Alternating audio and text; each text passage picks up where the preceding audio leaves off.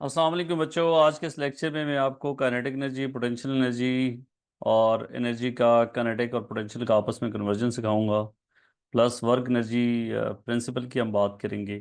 Different पास paper situations की बात करेंगे। तो जैसा कि आप जानते हैं, काइनेटिक एनर्जी जो है वो ऑब्जेक्ट की मोशन की वजह से होती है।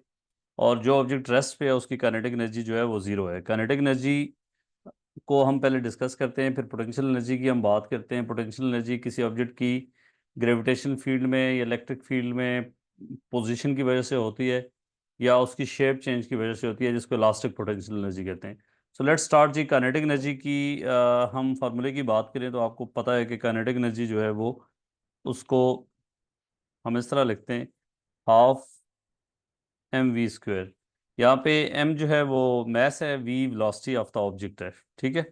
सो काइनेटिक एनर्जी जो है वो, अगर मैथ सेम रखें तो काइनेटिक एनर्जी यहाँ से पता चल रहा है स्क्वायर ऑफ वी के प्रोपोर्शनल है। दैट मीन अगर आप वेलोसिटी को डबल करेंगे तो काइनेटिक एनर्जी 4 टाइम बढ़ेगी, अगर आपके पास मैथ सेम है। दूसरी इंपॉर्टेंट बात, यहाँ पे हम ये कह सकते हैं कि काइनेटिक एनर्जी जो है वो क्या वेक्टर प्रोडक्ट है या स्केलर प्रोडक्ट है। तो यहाँ पे हम, ये वेलोसिटी का डॉट प्रोडक्ट है, सो इसको हम लिख सकते हैं v डॉट वी। तो आपको पता है कि दो वेक्टर a डॉट ए जो होता है वो a mod b mod cos of theta, और थीटा इस केस में ज़ीरो होता है, तो that mean it is equal to, sorry, ये ए स्क्वायर। तो जब भी एक वेक्टर का अपने साथ डॉट प्रोडक्ट लेंगे तो वो उसके स्क्वायर के बराबर आएगा। सो इसलिए v डॉट वी जो है वो वी स्क्वायर है। अच्छा, अब काइनेटिक एनर्जी को इंक्रीज करने के लिए आप उसकी स्पीड को भी इंक्रीज कर सकते हैं, उसकी मास को भी इंक्रीज कर सकते हैं। अगर एक मास की आपके पास डिफरेंट वेलोसिटीज़ हैं, तो काइनेटिक एनर्जी की रेशियो की अगर हम बात करें तो काइनेटिक एनर्जी, या उसको हम कह देते हैं E1/E2। तो आपके पास अगर मैसेज सेम है तो काइनेटिक एनर्जी जो है वो उसकी वेलोसिटी के स्क्वायर के प्रोपोर्शनल होगी।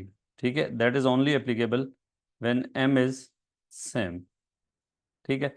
अगर मैथ सेम नहीं है, वेलोसिटी सेम है, मैसेज डिफरेंट हैं, तो फिर काइनेटिक एनर्जी की रेशियो क्या होगी। ई यहाँ पे मैं काइनेटिक एनर्जी के लिए यूज़ कर रहा हूँ, प्लीज़ ये याद रखना।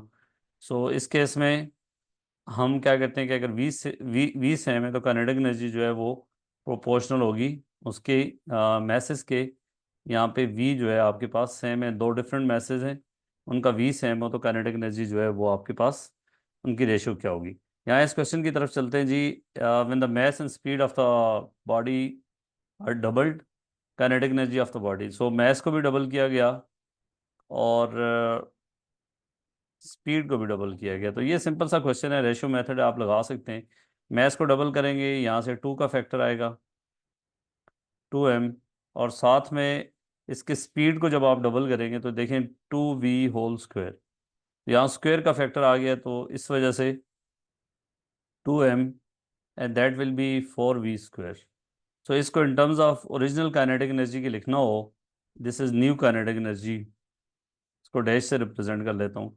तो यहाँ पे 4 2 8, 8 को बाहर कर दें, half M v square. So kinetic energy जो है उसकी कितने टाइम्स बढ़ गई है, 8 टाइम इंक्रीज हो गई है, अगर आप उसका मैस को भी डबल कर दें और वेलोसिटी को भी डबल कर दें। क्योंकि मैस के डबल होने से एक फैक्टर आ गया, एक वेलोसिटी के डबल होने से, चूंकि वेलोसिटी के स्क्वायर के प्रोपोर्शनल है, तो इसलिए 4 का फैक्टर वहाँ से आया, तो 8 टाइम काइनेटिक एनर्जी इंक्रीज होगी।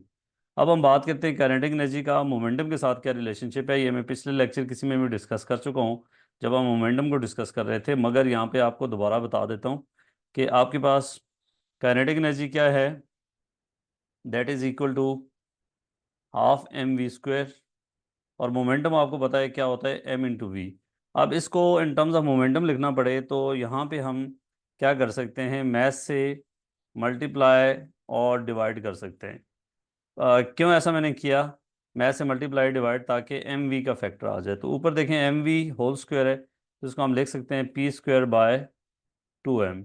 सो kinetic energy is equal to p square by 2m। That's very important कि काइनेटिक एनर्जी का मोमेंटम के साथ क्या रिलेशनशिप है। और अगर आप मोमेंटम को सब्जेक्ट बनाते हैं तो दैट इज इक्वल टू 2m/ke²रूट। ठीक है। अब यहाँ से डिफरेंट केसेस आपके सामने आते हैं कि अगर आपके पास ऑब्जेक्ट का जो है वो मैथ सेम है, ठीक है, तो काइनेटिक एनर्जी को जो है वो मोमेंटम डिफरेंट है। अगर मैथ सेम है तो फिर क्या फ़र्क होगा, एम सेम, तो मोमेंटम डिफरेंट होना वेलोसिटी की वजह से भी हो सकता है। तो काइनेटिक एनर्जी की इस केस में काइनेटिक एनर्जी जो है वो that will be proportional to momentum square. Okay, so हम इजीली लिख सकते हैं काइनेटिक एनर्जी अगर 1/काइनेटिक एनर्जी 2, दो डिफरेंट मोमेंट्स के लिए, तो that is equal to P2 square, sorry P1 स्क्वायर/P2 स्क्वायर। ठीक है, अगर आपके पास जो है वो मैसेज सेम है, मोमेंटम का फर्क है। दूसरी इंपॉर्टेंट बात बच्चों यहाँ पे है कि अगर आपके पास जो है मोमेंटम सेम है, मैसेज का फर्क है, पी सेम और मैसेज जो है वो डिफरेंट है, तो हम क्या कह सकते हैं इस रिलेशनशिप से। यहाँ से आपको नज़र आ रहा है कि काइनेटिक एनर्जी जो है वो इन्वर्सली प्रोपोर्शनल है मैस के। तो बच्चों यहाँ से आप इजीली लिख सकते हो काइनेटिक एनर्जी 1/काइनेटिक एनर्जी 2। अगर दो डिफरेंट मैसेज की काइनेटिक एनर्जी की रेशियो देखनी हो तो यहाँ पे M2 ऊपर आएगा, M1 नीचे आएगा। ये कब एप्लीकेबल है, जब आपके पास पी सेम हो, ये याद रखने वाली बात है। ठीक है, ओके जी। सो अगर पी सेम होगा तो मोमेंटम का क्या रिलेशनशिप है, अगर आपके पास एम सेम होगा तो मोमेंटम का क्या रिलेशनशिप है, ये मैंने आपको बताया। यहाँ से आपको क्लियरली नज़र भी आ रहा है कि आप इस पोजीशन पे इस काबिल हैं कि चीज़ों को रिलेट करना आपको आना चाहिए। ठीक है, दूसरी इंपॉर्टेंट बात बच्चों कि अगर आपके पास मैसेज सेम हो और जो जो कि यहाँ पे मैंने बात कर भी चुका हूँ, मैसेज सेम हो और इधर से आप अगर लिखना चाहें तो मोमेंटम जो है वो काइनेटिक एनर्जी के स्क्वायर रूट के प्रोपोर्शनल है। ठीक है, सो यहाँ से हम देख सकते हैं कि एम सेम, तो momentum is proportional to square root of kinetic energy. यहाँ से आप इजीली लिख सकते हैं, अगर यहाँ पे आपके पास काइनेटिक एनर्जी है और मोमेंटम का ग्राफ है और वो कहता है कि जी इसमें आपके पास मैथ सेम है, तो बच्चों ये इस तरह का ग्राफ होगा, ये स्क्वायर रूट का है। और इस चीज़ का ग्राफ अगर मैथ सेम है, काइनेटिक एनर्जी वर्सेस मोमेंटम की बात की जा रही है फॉर द सेम मैथ, तो ये इस तरह का ग्राफ होगा क्योंकि आपके पास स्क्वायर है। ठीक है, और इस चीज़ का ग्राफ आपको नज़र आना चाहिए कि अगर आपके पास मैथ जो है वो चेंज हो रहा है, काइनेटिक एनर्जी की बात करेंगे तो इसका ग्राफ ऐसा होगा और दोनों एक्सिस को इंटरसेक्ट नहीं करेगा, एसिम्पटोट की हम बात करेंगे यहाँ पे। ठीक है, इन्फिनिटी पे जाके दोनों एक्सिस को इंटरसेक्ट करेगा। ठीक है, तो मैंने ये आपको बात की मैसेज सेम हो क्या फ़र्क पड़ेगा और जो है मोमेंटम सेम हो तो क्या फ़र्क होगा। अगर मैसेज का भी फ़र्क है, मोमेंटम का भी फ़र्क है, फिर क्या होगा, फिर रिलेशनशिप आपको लिखना आना चाहिए। यहाँ से देखे फिर काइनेटिक एनर्जी का जो है relationship over kinetic energy 2 if masses and momentum both are different, so proportional to directly proportional to momentum square है, तो यहाँ पे P1 square over P2 square आएगा बच्चों, multiply by inversely proportional to mass है, हम रेशियो की बात कर रहे हैं, तो M2 डिवाइडेड बाई M1 आएगा। इस केस में क्या है, P एंड M दोनों डिफरेंट है, ये इंपॉर्टेंट बात है, दोनों चीज़ें चेंज हो रही हैं। ठीक है, और अगर आपके पास पी और एम दोनों डिफरेंट हैं और काइनेटिक एनर्जी की इस रेशियो से भी देखना चाहेंगे तो यहाँ पे आपको क्लियर हो जाएगा कि क्या है। अच्छा, मैथ अगर सेम हो और वो कहे जी काइनेटिक एनर्जी को 4 टाइम इंक्रीज किया है तो मोमेंटम कितना इंक्रीज होगा, मोमेंटम 2 टाइम इंक्रीज होगा, दैट्स वेरी इंपॉर्टेंट। ठीक है, ये मैंने आपको एक बात बता दी। और दूसरा बच्चों, मोमेंटम को हम ऐसे भी लिख सकते हैं, काइनेटिक एनर्जी को, काइनेटिक एनर्जी इज आपको बताए ½ mv²। और इसको मैं अगर लिखना चाहूँ तो यहाँ पे लिख सकता हूँ, v को जो है वो 2 दफ़ा लिख लेता हूँ। और यहाँ पे बच्चों आपके पास इस चीज़ को मैं लिख सकता हूँ momentum, so new relationship will be momentum time v, kinetic energy. ठीक है, अब अगर v सेम है तो kinetic energy is proportional to momentum, और अगर p सेम है तो काइनेटिक एनर्जी जो है वो आपके पास किस चीज़ के प्रोपोर्शनल है, पी सेम है तो काइनेटिक एनर्जी जो है वो वेलोसिटी के प्रोपोर्शनल है। ठीक है, तो ये सारी बातें मैंने आपको डिफरेंट स्टाइल में आपको करा दी हैं कि काइनेटिक एनर्जी का उसके साथ क्या रिलेशनशिप है और उसका डिफरेंट स्टाइल में किस चीज़ों के साथ हम इसको लिंक कर सकते हैं।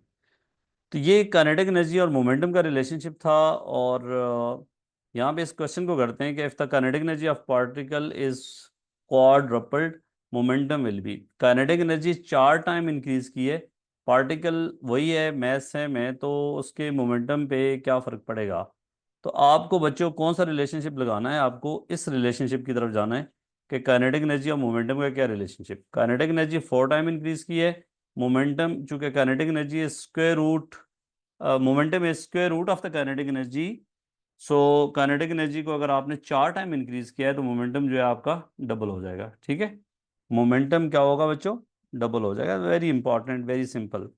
अच्छा जी, following 4 particles have the same kinetic energy. यहाँ पे काइनेटिक एनर्जी सेम है सारे पार्टिकल्स की, और which of them has maximum momentum. Kinetic energy same हो तो मोमेंटम का बच्चों कहाँ से आप देखोगे, यहाँ से इसी इक्वेशन से देखोगे। अगर काइनेटिक एनर्जी सेम है तो momentum is proportional to square root of m. ठीक है, ये कब लगता है, काइनेटिक एनर्जी अगर आपके पास सेम हो तो। सो अगर आपके पास काइनेटिक एनर्जी सेम है तो momentum is proportional to square root of m. आपके पास किसका मोमेंटम सबसे ज़्यादा होगा, जिसका मैस सबसे ज़्यादा होगा।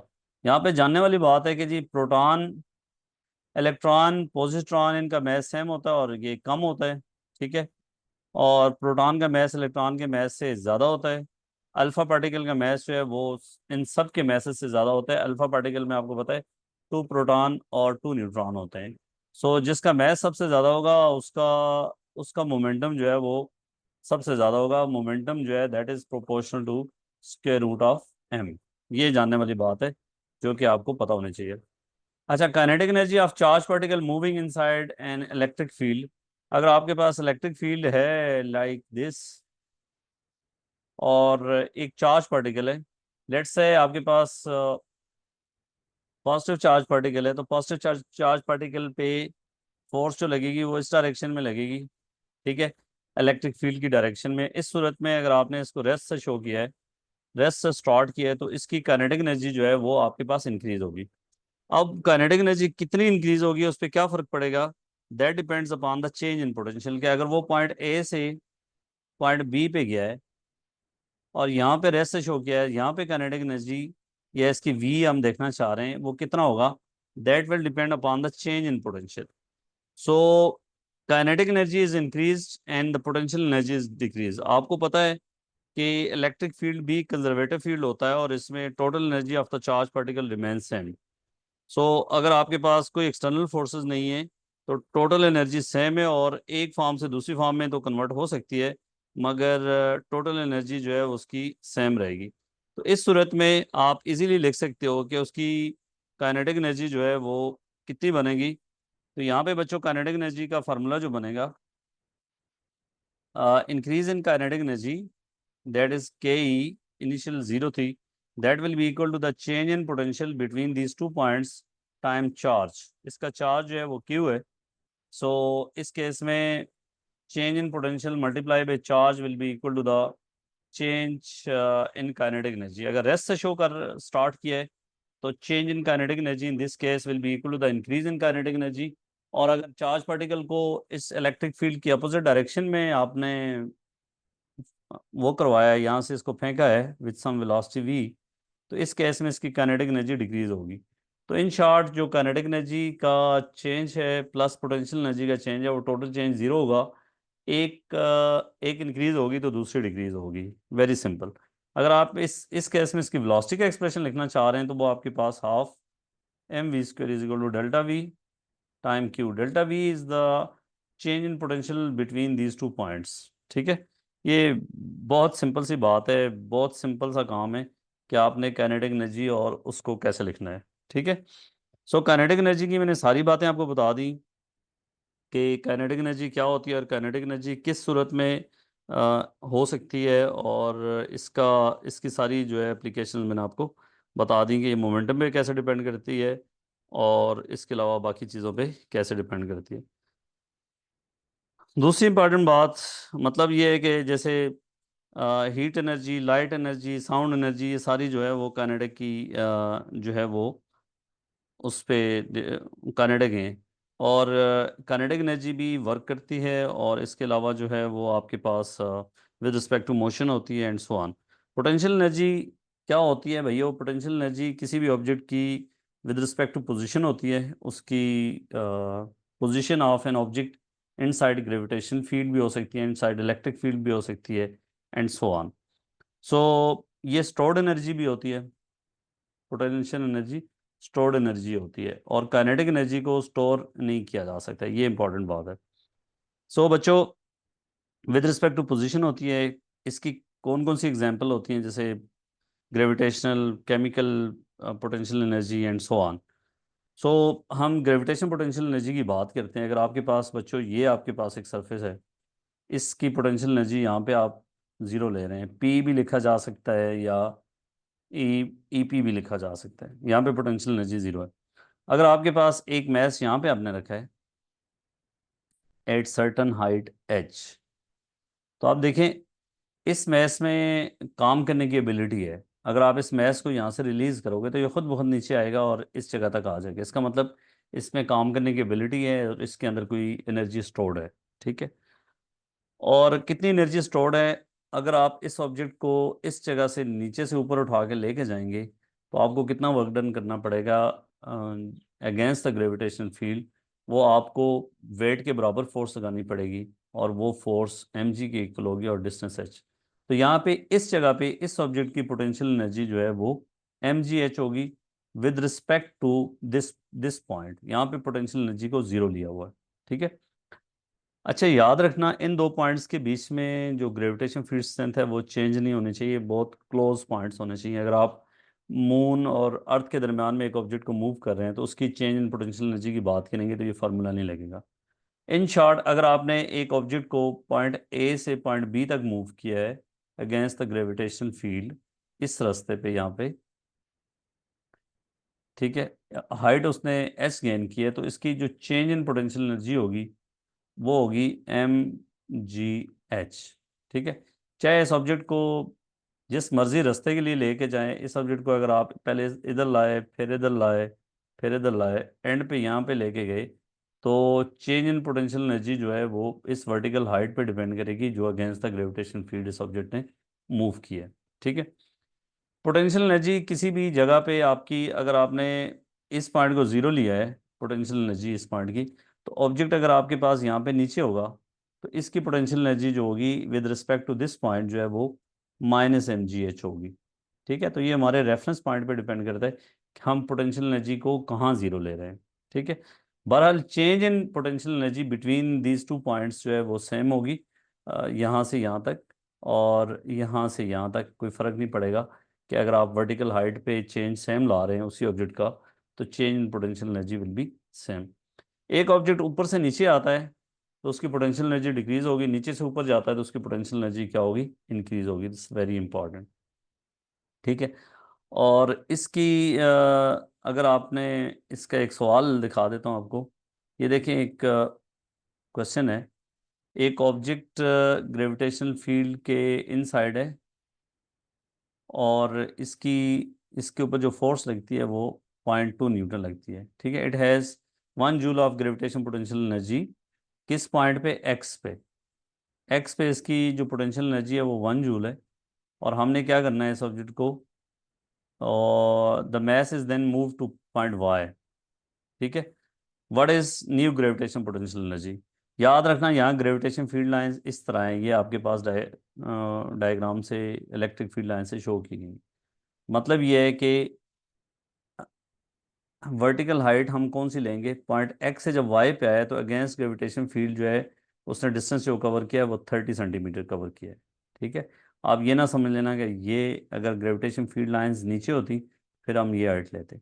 तो वर्टिकल हाइट उसने 30 सेंटीमीटर, और चेंज इन पोटेंशियल एनर्जी जो होगी वो delta E P will be equal to m g delta H.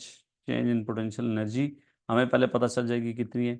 Mess of this object जो है वो ग्रेविटेशन फोर्स आपको दी है 0.2, मतलब एम जी की वैल्यू दी हुई है 0.2 time change in height is 30 centimetre. Centimetre से आप मीटर में कन्वर्ट करोगे, दैट इज़ इक्वल टू 0.3।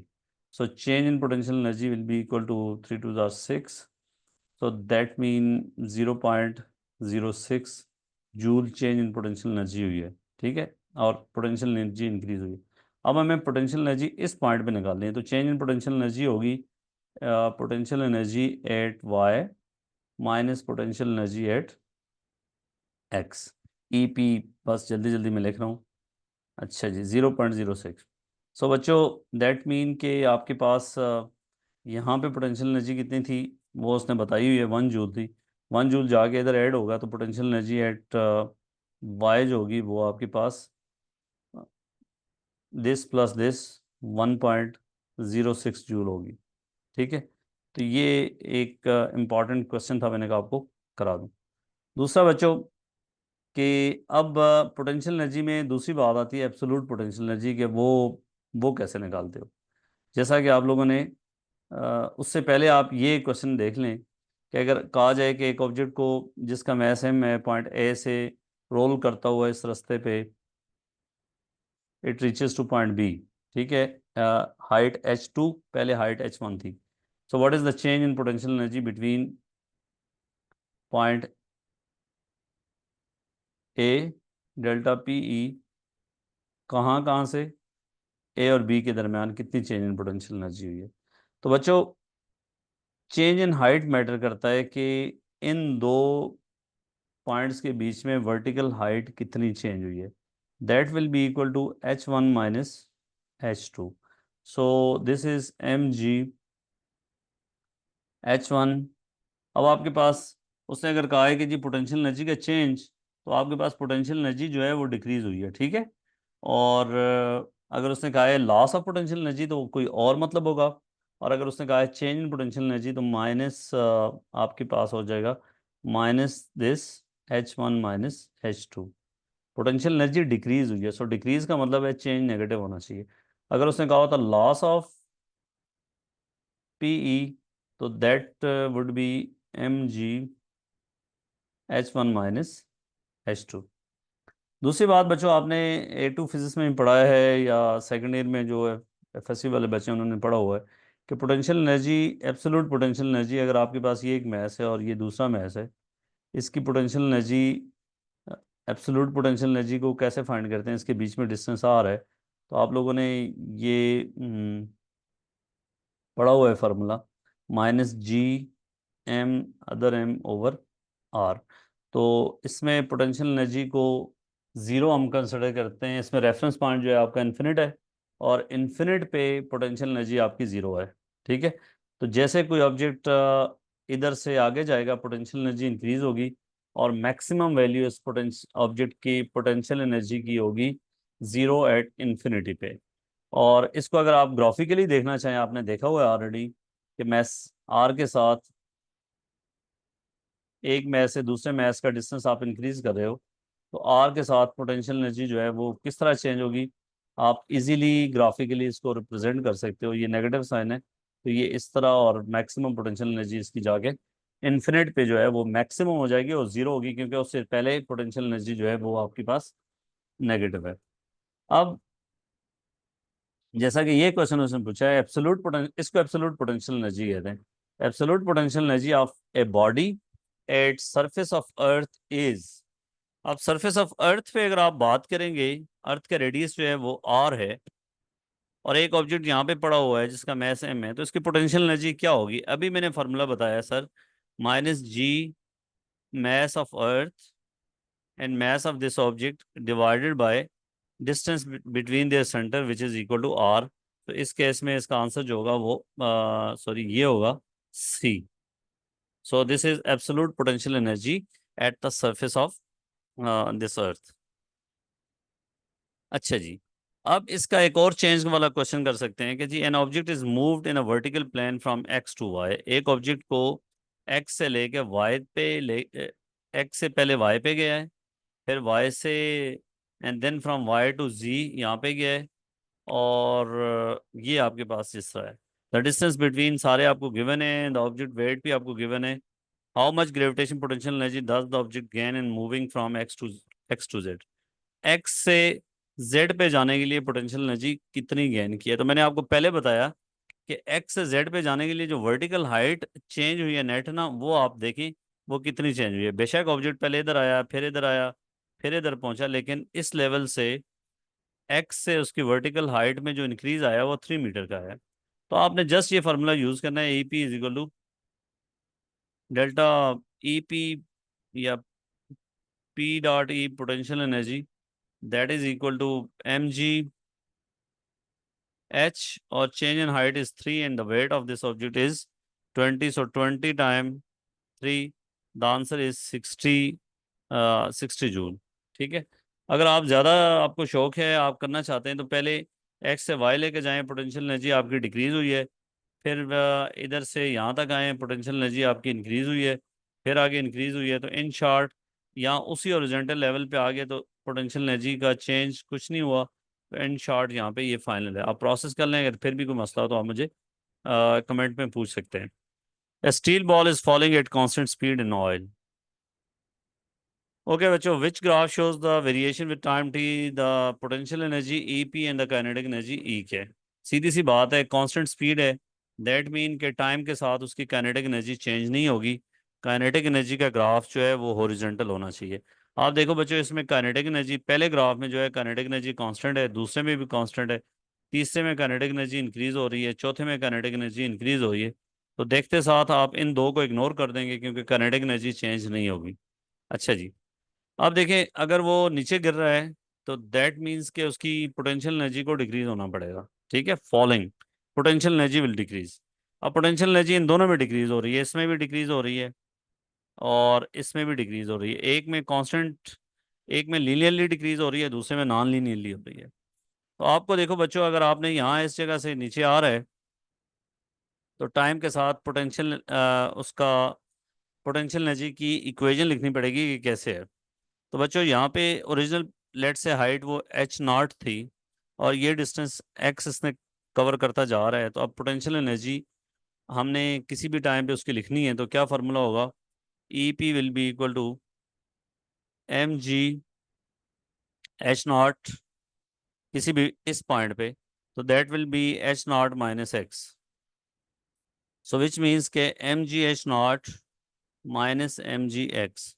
अब कांस्टेंट स्पीड से अगर मूव कर रहा हो तो डिस्टेंस एक्स जो होता है वो उसका स्पीड इनटू टाइम होता है एक्स। सो अगर कांस्टेंट स्पीड से आ रहा है तो हम इस रिलेशनशिप को m g h nought minus m g x की जगह हम वी टी डाल देंगे। ये देखें, तो यहाँ से बच्चों आपको बिल्कुल क्लियरली नज़र आना चाहिए कि जो पोटेंशियल एनर्जी इसकी होगी ई पी, वो टाइम के साथ कैसे रिलेटेड है? वो टाइम के साथ जो है वो लीनियरली रिलेटेड है। ठीक है, तो ये स्ट्रेट लाइन को शो कर रहा है, ये उसका वाई इंटरसेप्ट है और ये ग्रेडियंट है। तो नेगेटिव ग्रेडियंट स्ट्रेट लाइन, इसका ग्राफ जो है वो आपके पास भी होगा। मैं आपको साथ साथ ये बताता चलूँ कि मैंने एक इलादा वीडियो रिकॉर्ड की हुई है। एक ऑब्जेक्ट ग्रेविटी के अंदर फॉल कर रहा है, ऊपर जा रहा है, उसकी काइनेटिक एनर्जी, पोटेंशियल एनर्जी, उसकी ऑल टाइप ऑफ ग्राफ्स मैंने डिस्कस किए हुए हैं। वो उसका लिंक भी मैं आपको यहाँ पे नीचे पोस्ट कर दूंगा, तो वो वीडियो भी लाजमी देख लें, उसमें इस तरह के कंसेप्ट क्लियर हो जाएंगे आपके। ठीक है, और ये पोटेंशियल एनर्जी की सारी सिचुएशन थी। इलास्टिक पोटेंशियल एनर्जी क्या होती है बच्चों? अगर आपने आपके पास फॉर एग्जांपल ये आपके पास स्प्रिंग है और इसके साथ मैस अटैच है, इसको आप इस पे वर्क डन करते हो और इसको एक्सटेंड कर लेते हो। अब ये जो आपका वर्क डन है वो किस फॉर्म में स्टोर हुआ है? स्प्रिंग की इलास्टिक पोटेंशियल एनर्जी में। और इलास्टिक पोटेंशियल एनर्जी इस केस में कैसे आप निकालते हो? आपको यहाँ पे जो फोर्स है, फोर्स और एक्स का ग्राफ अगर आप देखें, आपने ए लेवल में भी पढ़ा हुआ और एफएससी वालों ने भी पढ़ा हुआ है, फोर्स और एक्स का ग्राफ ऐसा होता है, because F is equal to K time x, Hooke's law के मुताबिक। अगर आपने अब वर्क डन निकालना हो, elastic limit limit of proportionality के अंडर है, तो फोर्स चूंकि चेंज हो रही है, तो ये जो एरिया होगा ये वर्क डन या इलास्टिक पोटेंशियल एनर्जी के इक्वल होगा। सो पी इस केस में होगा 1/2 base multiply by height F into x. इस केस में इलास्टिक पोटेंशियल एनर्जी का ये फार्मूला होगा, और F is equal to K x, तो आपके पास 1/2 के एक्स टाइम एक्स।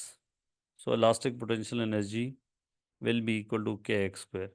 इस फार्मूले से ज़रा आप देखें थोड़ा सा, तो आपको ये क्लियरली नज़र आ रहा है कि जी इलास्टिक पोटेंशियल एनर्जी अगर स्प्रिंग सेम है तो प्रोपोर्शनल टू एक्स स्क्वेयर होगी। अगर स्प्रिंग की इसमें एक्स एक्सटेंशन भी हो सकती है, कंप्रेशन भी हो सकती है।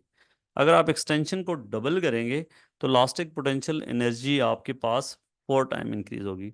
लेकिन ये फार्मूला तब वैलिड है अगर आपने लिमिट ऑफ प्रोपोर्शनलिटी जो है वो क्रॉस नहीं की गई, हुक्स लॉ जो है एप्लीकेबल है। तो अगर आप एक स्प्रिंग को फॉर एग्जांपल उसकी एक्सटेंशन पहले x1 थी और आपने फर्दर इंक्रीज कर दी उसकी एक्सटेंशन को, और आपने नई एक्सटेंशन जो है उसकी x2 कर दी, और आपसे कहा जाए कि जी change in elastic potential energy कितनी है, तो आप बड़े आराम से बता सकते हैं सर बाद में हाफ के x2 स्क्वायर है और पहले जो है हाफ के x1 स्क्वायर है। So this is change in elastic potential energy. याद रखना अक्सर बच्चे this is not equal to, अक्सर बच्चे इसको लिख लेते हैं डेल्टा एक्स होल स्क्वायर, ये इसके इक्वल नहीं है। आप लोगों ने फार्मूला पढ़ा हुआ है कि x2 square minus x1 square is not equal to x2 minus x1 whole square, ये इसके इक्वल नहीं है। ठीक है, और इसमें आगे जाके मैं आपको बताऊंगा जब इंटर कन्वर्जन की बात करेंगे तो उसमें भी हम बात करेंगे।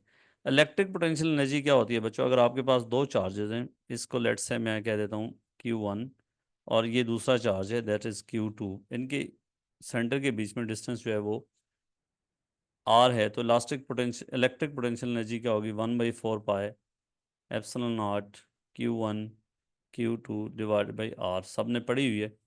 और अगर ये दोनों चार्जेस पॉजिटिव होंगे तो ये याद रखना है कि ये जो है इलेक्ट्रिक पोटेंशियल एनर्जी पॉजिटिव होगी। अगर ये दोनों चार्जेस नेगेटिव होंगे फिर भी माइनस माइनस प्लस हो जाएगा, इलेक्ट्रिक पोटेंशियल एनर्जी जो है वो फिर भी पॉजिटिव होगी।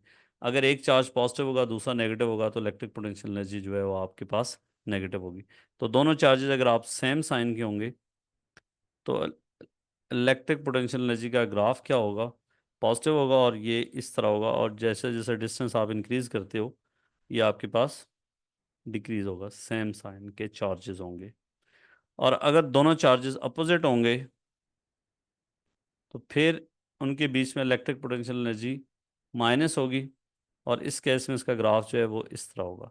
अब देखिए पोटेंशियल एनर्जी स्केलर क्वांटिटी है, जैसे आप आगे जा रहे हो तो पोटेंशियल एनर्जी इस केस में क्या हो रही है, इंक्रीज हो रही है, और इस केस में पोटेंशियल एनर्जी जो है वो डिक्रीज हो रही है। ये इंपॉर्टेंट बात है।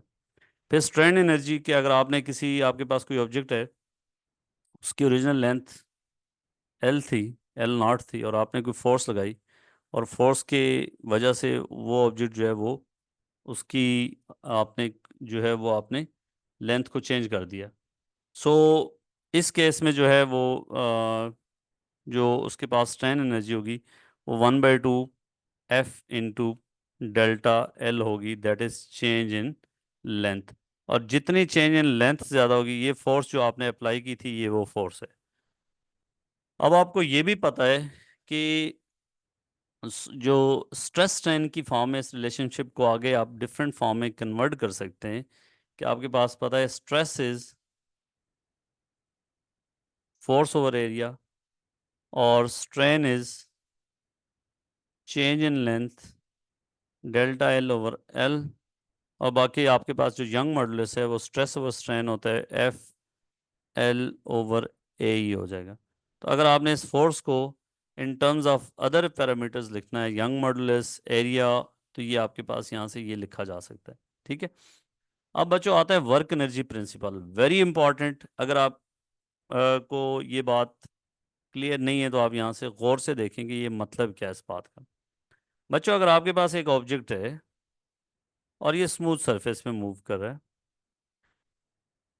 इसकी स्टार्टिंग पोजीशन है रेस्ट, इस पे फोर्स आप लगाते हो F.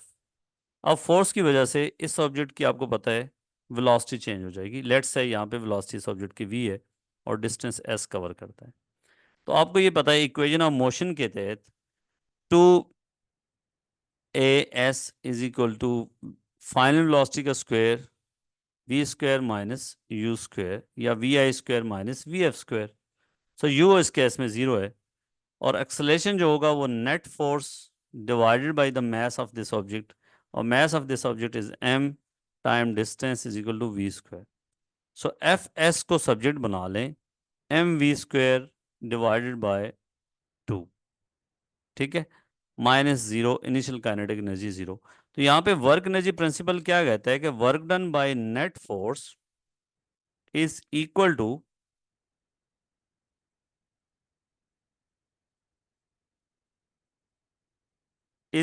To change in kinetic energy. E K भी लिख सकता हूँ, के ई भी लिख सकता हूँ, इससे कोई फर्क नहीं पड़ता। So work done by net force is equal to delta K E, kinetic energy के चेंज के बराबर होगा। जब भी आप किसी ऑब्जेक्ट पे वर्क डन करेंगे और नेट फोर्स होगी उस पे, तो इसका मतलब ये होगा कि उस ऑब्जेक्ट पे उसकी काइनेटिक एनर्जी चेंज होगी। ये work done is a way of transferring energy, mechanical way of transferring energy. मतलब इस बात के क्या है कि अगर एक ऑब्जेक्ट है उसकी इनिशियल वेलोसिटी जो है वो वी आई है और उस पर आपने फोर्स लगाई है, उस ऑब्जेक्ट की फाइनल वेलोसिटी वी एफ हो जाती है एट डिस्टेंस डी पे लगाया है। तो क्या होगा बच्चों, work done by this force, क्योंकि अकेली फोर्स ही है, नेट फोर्स ही है, अगर इसकी बैकवर्ड कोई फोर्स लग रही होती ना तो फिर उसको भी इनकॉर्पोरेट करते। So F into d is equal to half M V F square minus we I square. Change in kinetic energy के इक्वल होगा work done by the net force. अच्छा, अब इसकी डिफरेंट पॉसिबिलिटीज हैं कि अगर आपके पास इस ऑब्जेक्ट पे फोर्स जो है इनिशियल वेलोसिटी इसकी ये थी, फोर्स आपकी इधर लग रही है, फॉरवर्ड फोर्स कोई है नहीं है, तो इस केस में इसकी काइनेटिक एनर्जी जो है इस ऑब्जेक्ट की डिक्रीज होगी। अगर वर्क डन पॉजिटिव है तो काइनेटिक एनर्जी इंक्रीज होगी। अगर वर्क डन नेगेटिव है, जैसे इस केस में है, फोर्स इधर है, डिस्प्लेसमेंट दूसरी डायरेक्शन में है, वर्क डन इस केस में नेगेटिव है, सो काइनेटिक एनर्जी विल डिक्रीज। अगर वर्क डन पॉजिटिव है, kinetic energy will increase. Okay. और इसकी पॉसिबिलिटी क्या है कि अगर आपने एक ऑब्जेक्ट को जो है एक यहाँ पे मैं थोड़ी स्पेस क्रिएट कर देता हूँ, एक सेकेंड।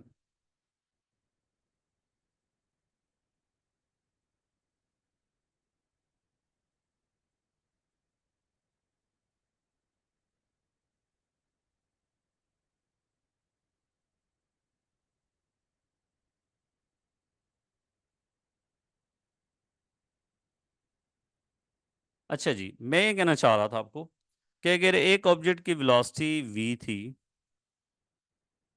और इस पे इसको आपने इस तरह सरफेस पे छोड़ दिया और इस ऑब्जेक्ट पे जो फोर्स लग रही थी सिर्फ एक ही फोर्स थी, फ्रिक्शनल फोर्स, जो बैकवर्ड डायरेक्शन में लग रही थी, ठीक है।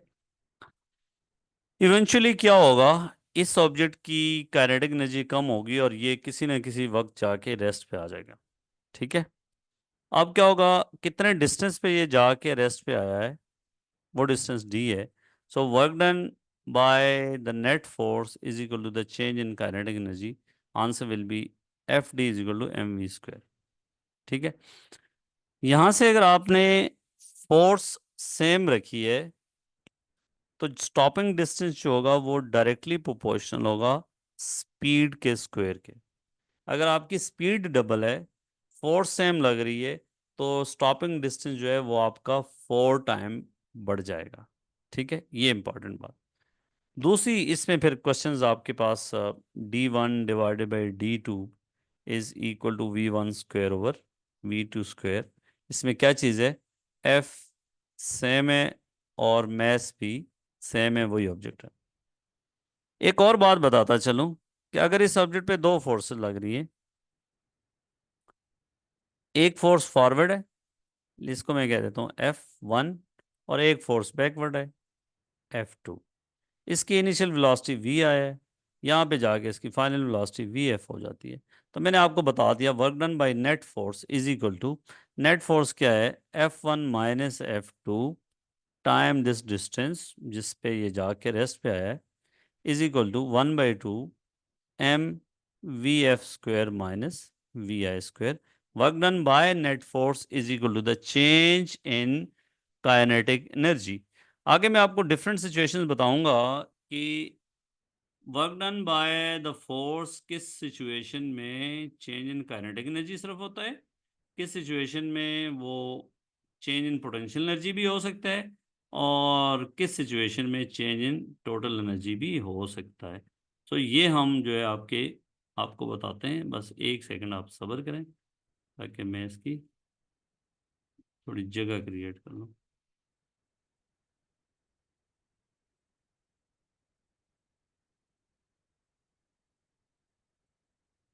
वो चल जाए यार, क्यों तंग कर रहा है।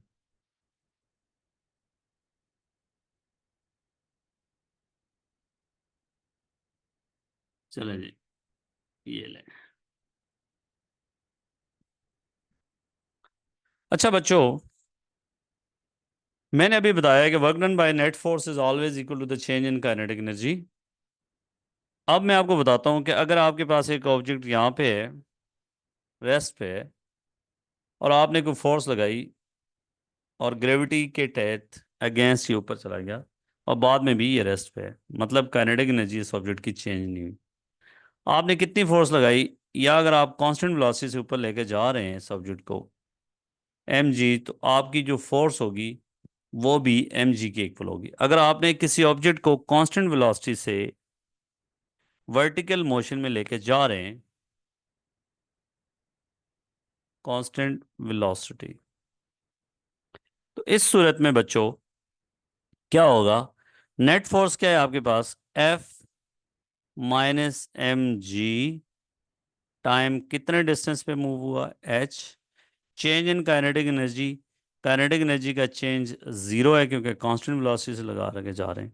सो F into h minus m g into h is equal to zero. So work done by this F is equal to change in potential energy. इस केस में work done by this F is equal to change in EP भी लिख सकता हूँ या PE, potential energy. पहले case में क्या था, वर्क डन, अब ये work done by net force is always equal to the change in kinetic energy. लेकिन अब वर्क डन बाय एफ की बात करें, नेट फोर्स की बात नहीं कर रहे, इस एफ की बात कर रहे हैं। नेट फोर्स का वही प्रिंसिपल इस्तेमाल हुआ है, लेकिन जब आपके पास एफ एक्सटर्नल फोर्स है तो इस सूरत में देखिए इसकी चेंज इन पोटेंशियल एनर्जी होगी। इस केस में अगर ऑब्जेक्ट का उसकी वेलोसिटी भी चेंज हो रही होती, ठीक है, ये केस आप खुद अब कर सकते हैं ना भाइयों, कि अगर उसकी वेलोसिटी भी चेंज हो रही होती है, यहाँ इसकी वेलोसिटी वी आई थी, यहाँ वेलोसिटी वी एफ थी, तो सर क्या चेंज आएगा यहाँ पे, आप खुद मुझे बताएं। ये फार्मूला लगता, work done by net force is equal to change in kinetic energy sir. So kinetic energy का चेंज क्या होगा, half M V F square minus half M we I square. So यहाँ पे delta E K kinetic energy F into h, इस m g h को उठा के उधर ले जाओ बच्चों, ई के प्लस एम जी एच जो है वो delta E P. So change in kinetic energy plus change in potential energy work done by this force F. पिछले केस में work done by F was equal to the change in potential energy, और अगर horizontal surface पे जा रहा है तो work done by F will be equal to the change in kinetic energy. So this is known as work energy principle. अब हम questions की बात करते हैं। Mathematical form of work energy principal is, assume ये कह रहे हैं सिर्फ एक फोर्स एफ लग रही है, ठीक है, इनिशियल वेलोसिटी ऑब्जेक्ट की क्या है v i, final velocity v f है, work done is F T, so half M V F square minus we I square. सीधी सी बात है बच्चों, परेशानी की कोई बात नहीं है, चेंज इन काइनेटिक एनर्जी होता है, और ये आपके पास F D is equal to this. Kinetic energy of vehicle of mass 1000 kg is this, it is brake with a total constant braking force, ठीक है, ब्रेकिंग फोर्स आपको गिवन है कितनी है ये चीज़।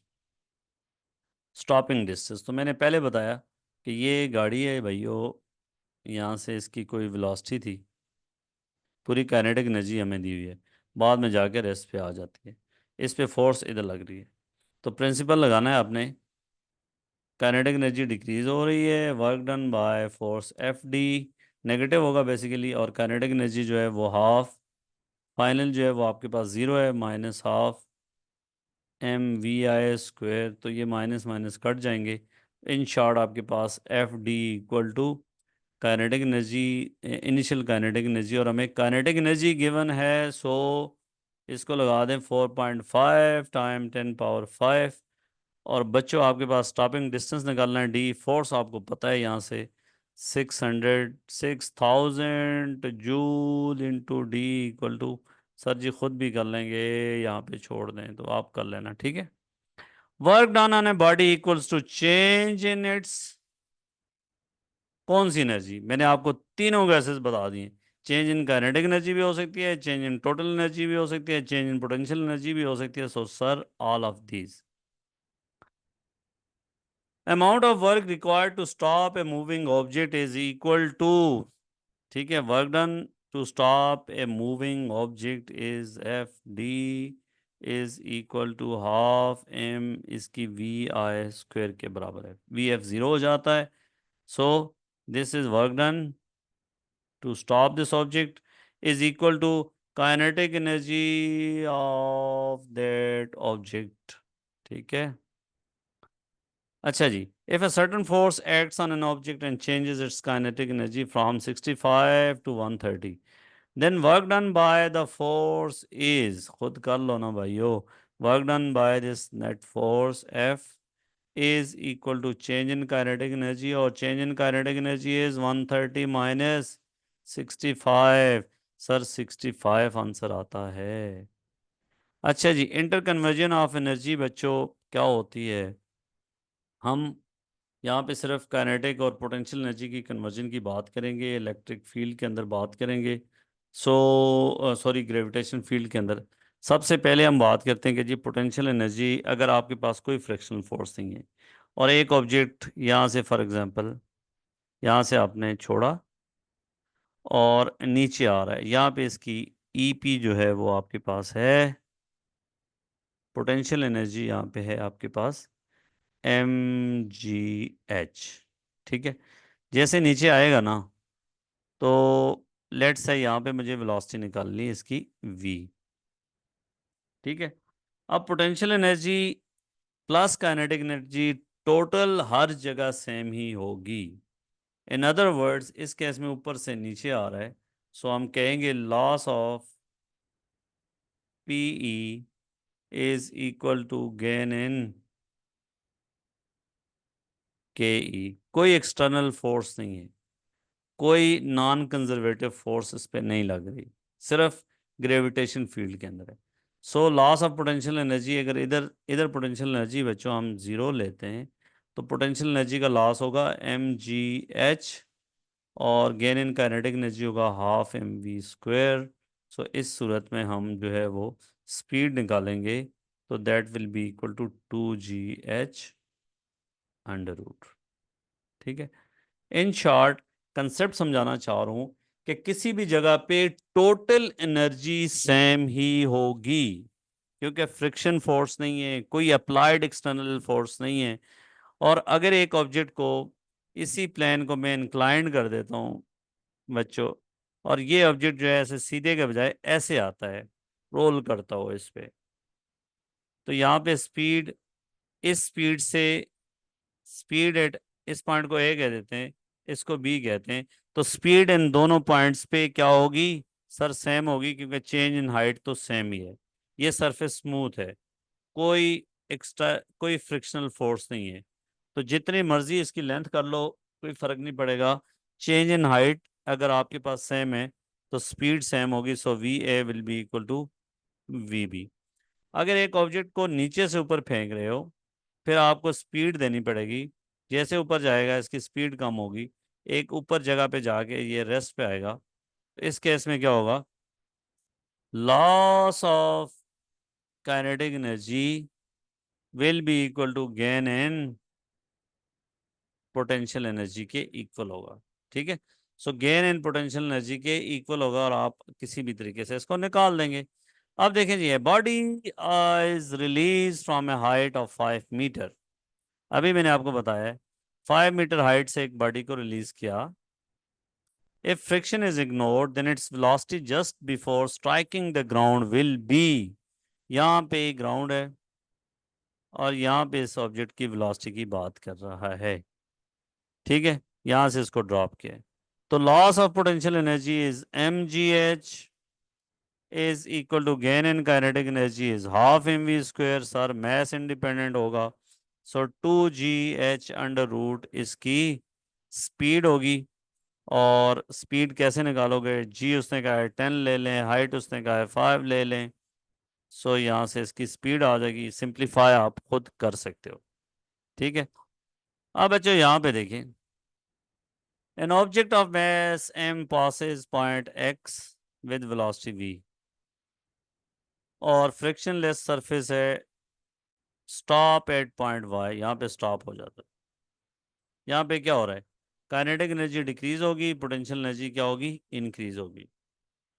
तो क्या इक्वेशन बनेगी, काइनेटिक एनर्जी का डिक्रीज जब फाइनल रेस्ट पे आ गया ना बच्चों, तो decrease in kinetic energy is half mv square. Potential energy का इंक्रीज कितना हुआ सर, mgh, ठीक है। अब हमने देखना है कि v और h का क्या रिलेशनशिप है। v square is proportional to h, मतलब क्या है कि h is proportional to v square. हमें तो h को देखना है और h जो है वो डिपेंडेंट है, v इंडिपेंडेंट है। अगर आपके पास ने कहा है मैस पे तो फर्क ही नहीं पड़ता, कहता है सेकंड ऑब्जेक्ट का मैस क्या है, इसका हाफ है, ठीक है, वेलोसिटी क्या है, इसकी हाफ है, सो मैस का तो कोई इम्पैक्ट है नहीं। वेलोसिटी को आधी कर दोगे तो हाइट पे क्या फर्क पड़ेगा, हाइट 1/4 हो जाएगी। हाइट कितनी हो जाएगी बच्चों, 1/4 हो जाएगी। इतना स्क्वायर तो करना आता है कि वेलोसिटी को आधा किया है, आधे का स्क्वायर करोगे, सर नहीं करना आता, हम कर देते हैं यार। ये देखो 1/2v, सो हाइट पहले v स्क्वायर के, तो यहाँ पे 1/2 का मतलब होगा 1/4, सो हाइट 4 टाइम कम होगी, ठीक है। तो जरा सोच समझ के चलना है। A pendulum bob oscillates between P and R. Okay, sir, नजर आ रहा है यहाँ पे P, then Q, then R. Assuming gravitation potential energy loss is moving from PQ is converted into kinetic energy. What is the speed of bob at Q? यहाँ पे बच्चों speed निकालनी है इस जगह पे। कहाँ से रिलीज हुआ है, पॉइंट पी से। वर्टिकल हाइट कितनी डिक्रीज हुई है सर, वाई डिक्रीज हुई है, ठीक है। Change in loss of potential energy कितना हुआ है सर, mgy हुआ है। गेन ऑफ काइनेटिक एनर्जी कितना हुआ है सर, हाफ mv स्क्वायर हुआ है।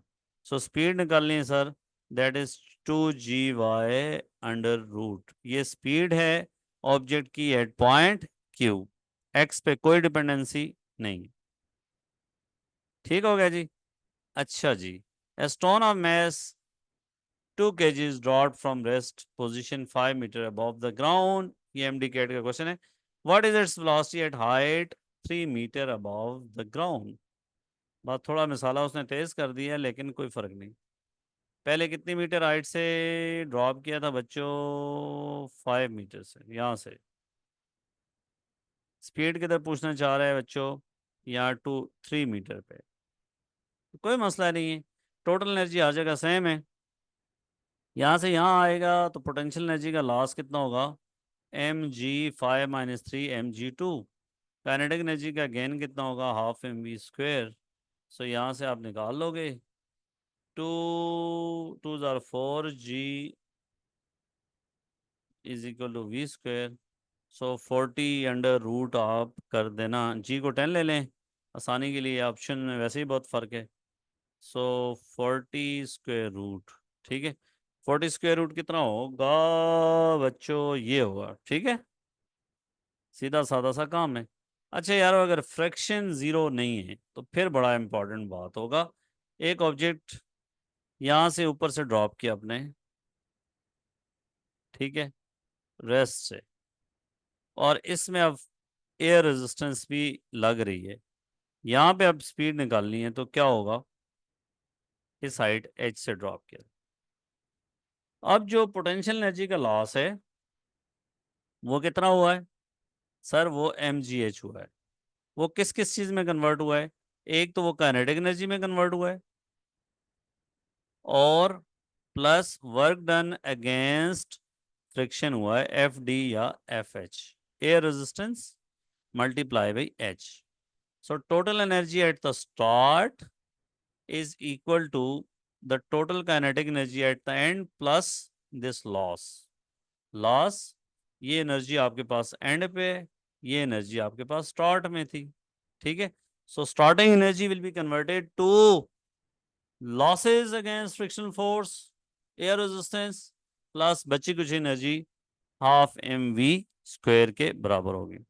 जैसा कि देखो, और नीचे से अगर ऊपर जा रहा होगा एक ऑब्जेक्ट, ये आप खुद सोचें, यहाँ इस ऑब्जेक्ट की वेलोसिटी वी थी और एंड पे जाके रेस्ट पे आ रहा है. अब स्टार्टिंग एनर्जी क्या थी बच्चों? उसकी काइनेटिक एनर्जी थी. वो किस में कन्वर्ट हुई है सर? वो पोटेंशियल एनर्जी में भी कन्वर्ट हुई है प्लस लॉसेज में भी कन्वर्ट हुई है, F into h. So energy at the start, okay, और new energy m g h plus work done against friction. A van driver adjusts the force on the van's brake so that the van travels at constant speed. ठीक है जी, constant speed से आ रही है नीचे, तो आने दें. As shown, the magnitude of the change in kinetic energy is EK and change in potential energy is EP. अच्छा यार, आप बताओ कि अगर कांस्टेंट स्पीड से आ रही है तो काइनेटिक एनर्जी का कुछ चेंज होगा? तो सर नहीं होगा, क्योंकि काइनेटिक एनर्जी चेंज है नहीं, स्पीड कांस्टेंट है. पोटेंशियल एनर्जी का चेंज क्या होगा बच्चों? पोटेंशियल एनर्जी डिक्रीज हो रही है. सो पोटेंशियल एनर्जी का जो चेंज होगा वो आपके पास नॉन ज़ीरो होगा और ये नेगेटिव होगा. ठीक है. अगर कंजर्वेटिव फील्ड के अंदर ऑब्जेक्ट मूव कर रहा है तो change in total energy will be zero. लेकिन अगर फ्रिक्शनल फोर्सेस हैं, एक्सटर्नल फोर्सेस हैं, तो change in total energy will not be, initial total energy will not be equal to the final total energy. ठीक है, जैसा कि इस केस में. तो अब आप क्या करोगे जी? Change in kinetic energy is greater than change in potential energy. उसने कहा है मैग्नीट्यूड, ये वैसे ही मैग्नीट्यूड है, तो इसको हम इसके साइन की तो हम बात ही नहीं कर रहे. तो magnitude of change in kinetic energy is zero and magnitude of change of potential energy is non-zero, so that is not greater than this. Change in kinetic energy के मैग्नीट्यूड आपस में इक्वल नहीं है, क्योंकि काइनेटिक एनर्जी का change तो वैसे ही zero है. अच्छा जी, change in potential energy, change in kinetic energy दोनों जीरो से बड़े हैं तो नहीं, क्योंकि sir change in kinetic energy तो जीरो है, इसलिए इसका आंसर जो है वो आपके पास डी है. ठीक है. A mass m is dropped from height h. F is the force of friction during downward motion and v is the velocity at the bottom. ये इस तरह यार एक ऑब्जेक्ट को यहाँ हाइट से ड्रॉप किया है और यहाँ भी उसकी स्पीड जो है वो v है. Height is h, F is friction force. So total energy at the start is mgh. Equation क्या बनेगी आप खुद लिखें सर. एंड वाली energy half M we square plus work done against friction, ये आ गया. So M g h is equal to half M we square plus F into h. So answer is D. बड़ा carefully लिखना है आप लोगों ने, एहतियात से लिखना है. अगर नीचे से ऊपर जा रहा होता तो कंडीशन डिफरेंट होती. सो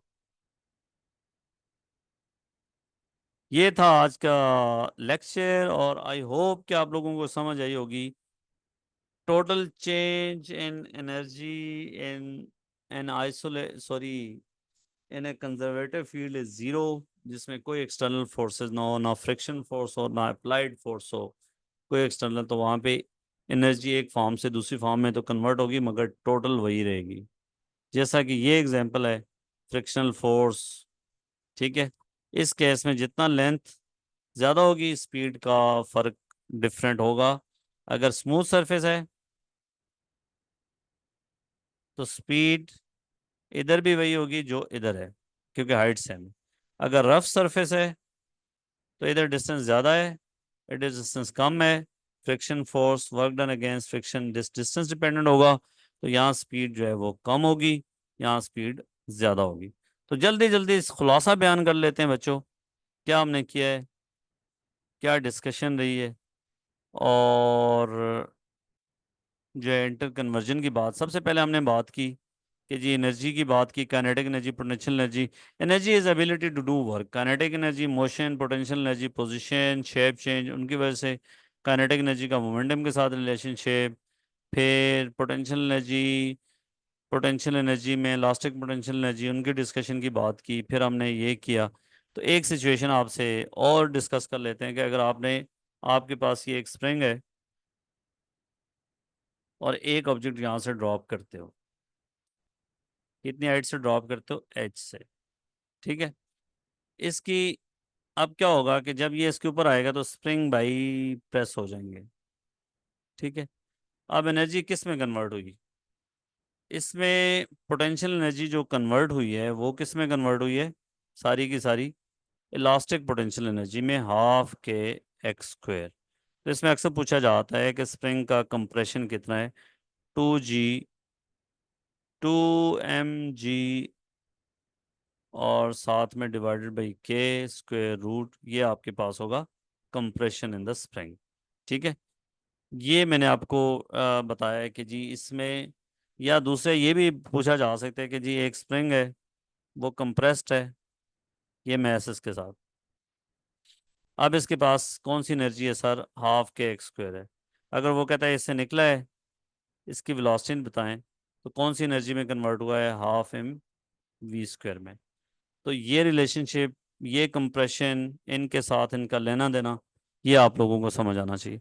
दूसरी इंपॉर्टेंट बात बच्चों ये है कि अगर एक ऑब्जेक्ट ये पहले इस तरह था और इसको आपने गिरा दिया, ये इसकी फाइनल पोजीशन है।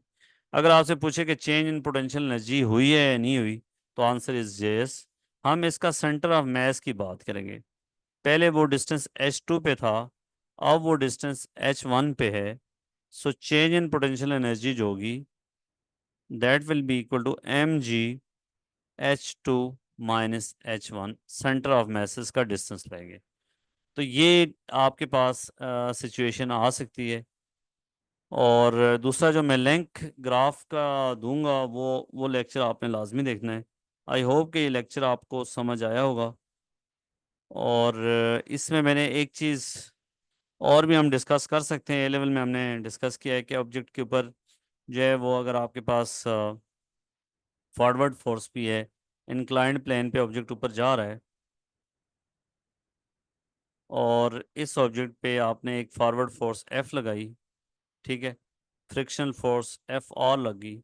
इनिशियल वेलोसिटी इसकी V आई थी, यहाँ पे फाइनल वेलोसिटी इसकी VF है। और ये हाइट H है, ये डिस्टेंस D है यहाँ से यहाँ तक। तो वर्क एनर्जी प्रिंसिपल को कैसे अप्लाई करेंगे? Work done by net force is equal to change in kinetic energy. So net force में क्या आएगा? F माइनस, नीचे F और भी लग रहा है, माइनस mg साइन थीटा भी लग रहा है। ये सर कहाँ से आएगा? ये वेट का कंपोनेंट है। इस वेट को जब आप रिजॉल्व करेंगे तो ये mg साइन थीटा होगा। ठीक है। Is equal to multiply by this distance d is equal to half M V F square minus half M we I square. अच्छा जी, ये जो बात है, F minus F R D को इधर रख लेता हूँ। M G sine theta is h by D, so h is equal to d sine theta. Okay. So M G D sine theta को मैं उठा के तो लिख लेता हूँ, तो ये m g h plus delta E K. So change in kinetic energy, change in potential energy is equal to the work done by external forces, non-conservative forces, external forces is equal to the change in total energy, हमेशा होता है। ठीक है। अगर कोई external force नहीं है, कोई नॉन कंजर्वेटिव फोर्स नहीं लग रही, तो फिर आपके पास चेंज इन टोटल एनर्जी हमेशा क्या होगा? वो जीरो के इक्वल होगा if no external forces. External mean non conservative forces. ठीक है। तो ये सारी कहानी आपको बता दी। सिर्फ आपके पास रह गया एक चीज जिसका नाम है पावर, और पावर को मैं फिर इलादा से कराऊंगा।